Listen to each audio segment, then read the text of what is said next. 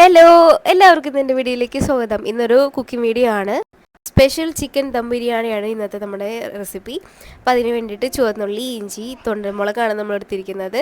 3 തക്കാളി, സവാള, വെളുത്തുള്ളി, ഇത്രയും ഇൻഗ്രീഡിയൻസ് ആണ് നമുക്ക് ആവശ്യം. ഇതെല്ലാം നമുക്ക് നല്ലപോലെ അരച്ചെടുക്കണം.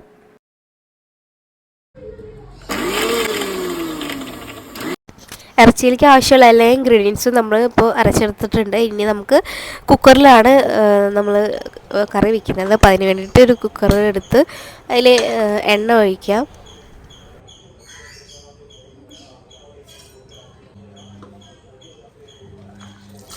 നമ്മൾ 2 കിലോ ഇറച്ചിയാണ് എടുക്കുന്നത്. അപ്പോൾ അതിനാവശ്യമായിട്ടുള്ള സവാള നമ്മൾ എണ്ണയിലേക്ക് ഇട്ട് കൊടുക്കാം. സവാള നല്ലപോലെ വാട്ടിയെടുക്കണം. സവാള ഒന്ന് വഴണ്ടി വന്നിട്ടുണ്ട്. ഇനി നമുക്ക് അടുത്ത ഇൻഗ്രീഡിയൻസ് ഒക്കെ അരിച്ച് ചേർക്കാം. നമ്മൾ അടുത്തത് ചുവന്നുള്ളി ചേർക്കാം, വെളുത്തുള്ളി ചേർക്കാം, തൊണ്ടൻ പച്ചമുളക് ചേർക്കാം,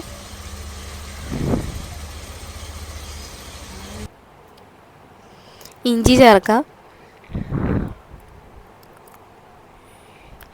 പിന്നെ ഒരു തക്കാളി ചേർക്കാം,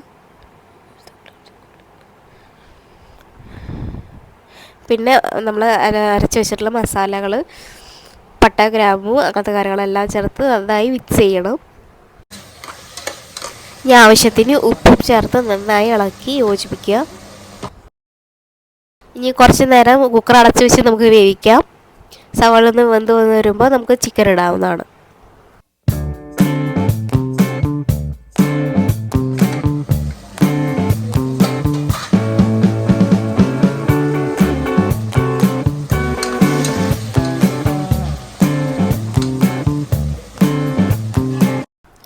സവാള ഇപ്പോൾ നന്നായി വെന്ത് വന്നിട്ടുണ്ട്. ഇനി നമുക്ക് ചിക്കനെ ഇതിലേക്ക് ഇടാവുന്നതാണ്. ചിക്കൻ നമ്മൾ മസാലയൊക്കെ പുരട്ടി വെച്ചിരിക്കുന്നതാണ്.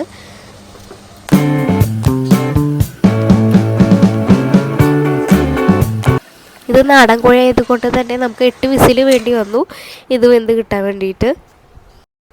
നാടൻ കോഴിക്ക് നല്ല വേവുള്ളത് കൊണ്ട് തന്നെയാണ് നമ്മൾ കുക്കറിൽ ഇപ്പോൾ ഇടുന്നത്.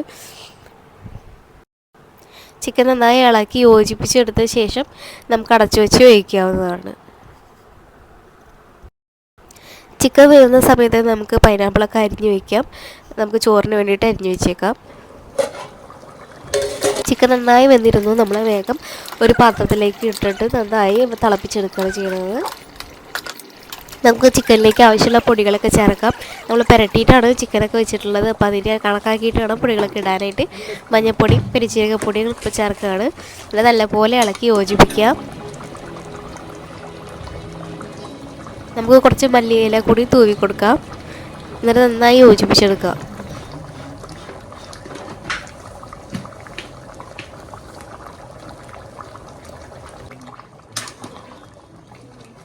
ചിക്കൻ ഇപ്പോൾ നന്നായി തിളച്ചിട്ടൊക്കെ വന്നിട്ടുണ്ട്. ഇനി മല്ലിപ്പൊടിയും മുളക് പൊടിയും കൂടി ചേർത്ത് കഴിഞ്ഞാൽ നമ്മുടെ കറി ഏകദേശം റെഡി ആയി കഴിഞ്ഞിട്ടുണ്ട്.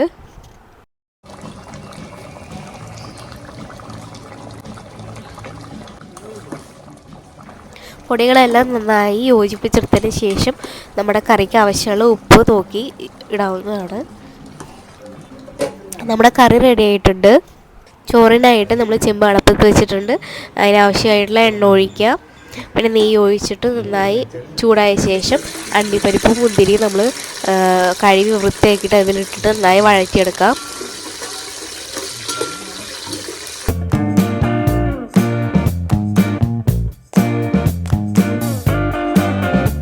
നമുക്ക് ചിക്കൻ കറിക്ക് ഉപയോഗിച്ച സെയിം കൂട്ട് തന്നെയാണ് ഇതിന് ഉപയോഗിക്കുന്നത്. വെളുത്തുള്ളി, പച്ചമുളക്, ചുവന്നുള്ളി, ഇഞ്ചി എല്ലാം ചേർത്ത് നല്ലപോലെ വഴറ്റിയെടുക്കണം.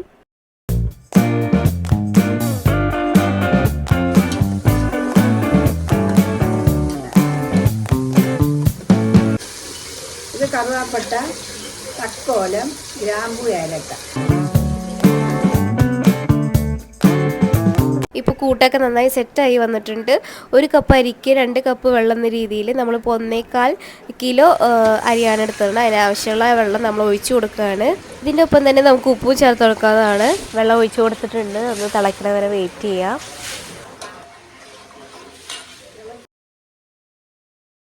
വെള്ളം ഇപ്പോൾ നന്നായി തിളച്ച് വന്നിട്ടുണ്ട്. ഇനി നമുക്ക് അരിയിടാം.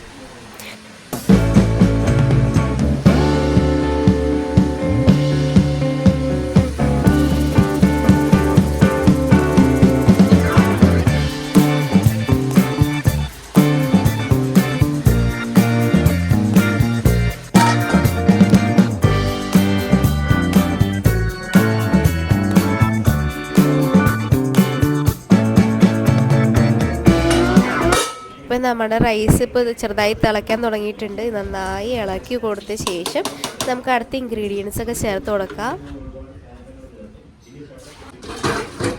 നമുക്കിതിലേക്ക് 2 തക്കാളിയാണ് എടുത്തിരിക്കുന്നത്. 2 തക്കാളി അരിഞ്ഞിട്ട് ചേർത്ത് കൊടുക്കുന്നുണ്ട്. പിന്നെ മല്ലിയിലയും പുതിന ഇല, രമ്പ ഇല, ഇത്ര ഇലകൾ നമ്മൾ ചേർത്തിട്ട് നന്നായി ഇളക്കി യോജിപ്പിക്കുക.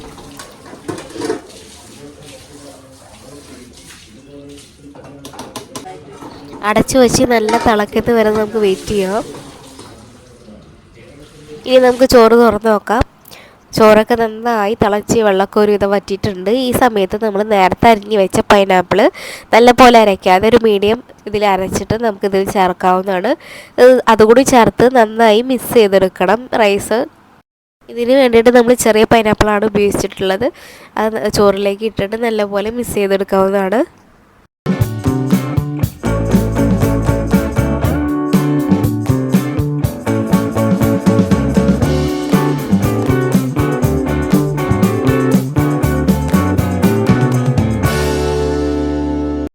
ഇപ്പം നമ്മൾ നല്ല പോലെ മിക്സ് ചെയ്തെടുത്തിട്ടുണ്ട്. ഇനി മൂടി വെച്ച് വേവിച്ചെടുക്കാവുന്നതാണ്. ഇപ്പോൾ ചോറിൽ വെള്ളമൊക്കെ വറ്റി നന്നായി സെറ്റായിട്ട് വന്നിട്ടുണ്ട്. ഇനി നമുക്ക് ഇതിലത്തെ ചോറൊക്കെ മാറ്റിയിട്ട് നമുക്ക് ദം ചെയ്യാൻ വേണ്ടി വെക്കാം. ദം ചെയ്യാൻ വേണ്ടിയിട്ട് ആദ്യത്തെ ഒരു ലെയർ ചോറാണ് നമ്മൾ വയ്ക്കുന്നത്. ഫസ്റ്റ് ലെയർ ചോറ് നന്നായി സെറ്റാക്കി നമ്മളെടുത്ത് വയ്ക്കുക. അതിന് ശേഷം നമ്മൾ നേരത്തെ ഉണ്ടാക്കി വെച്ച കറി ഇതിൻ്റെ മുകളിലോട്ട് ഇടുക. അങ്ങനെ റൈസും ചോറെന്ന് പറഞ്ഞിട്ട് നമ്മൾ ലെയറാക്കി ദം ചെയ്യാനായിട്ട് വയ്ക്കാം.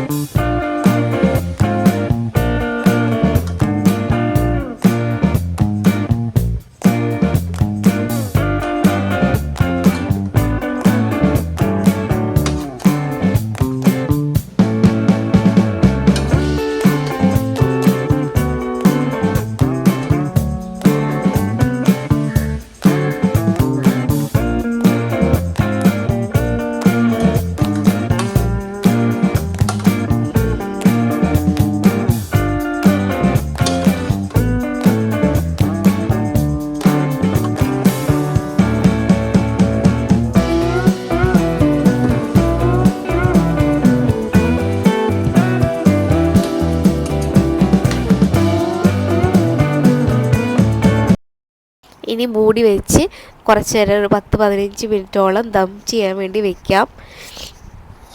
അങ്ങനെ നമ്മൾ ദമ്മ് പൊട്ടിച്ചുവിട്ട് നല്ല മണം എടുക്കുന്നുണ്ട്. നമുക്കിനി റൈസൊക്കെ കോരിയെടുക്കാവുന്നതാണ്. കുക്കറിൽ ഇട്ടുകൊണ്ട് തന്നെ മീറ്റെല്ലാം നല്ല പോലെ വെന്തിട്ടുണ്ട്. ചോറും ഒന്നും ഒട്ടിപ്പിടിക്കാതെ നല്ല പെർഫെക്റ്റായിട്ട് നമുക്ക് ബിരിയാണി കിട്ടിയിട്ടുണ്ട്. ഇത്രയും ഹെൽത്തി ആൻഡ് ടേസ്റ്റി ആയിട്ടുള്ള റെസിപ്പി എല്ലാവർക്കും ഇഷ്ടപ്പെട്ടു എന്ന് വിചാരിക്കുന്നു. എല്ലാവരും ഇതൊന്ന് വീട്ടിൽ ട്രൈ ചെയ്ത് നോക്കുക, അഭിപ്രായം പറയുക. വീഡിയോ ഇഷ്ടപ്പെട്ടാൽ ലൈക്ക് ചെയ്യുക, സബ്സ്ക്രൈബ് ചെയ്ത് സപ്പോർട്ട് ചെയ്യുക. പത്തിലുള്ള ടാറ്റ.